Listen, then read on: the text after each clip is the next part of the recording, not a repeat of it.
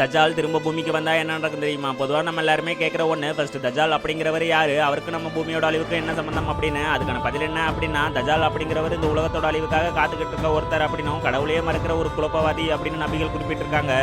அதுக்கு முன்னாடி யாருக்கெல்லாம் கடவுள் நம்பிக்கை இருக்கோ அவங்க எல்லாரும் லைக் பண்ணுங்க. அதோட எல்லா மதமும் சமம் அப்படின்னு நினைக்கிறவங்க ரெட் கலர் காட்ட கமெண்ட்ல போடுங்க.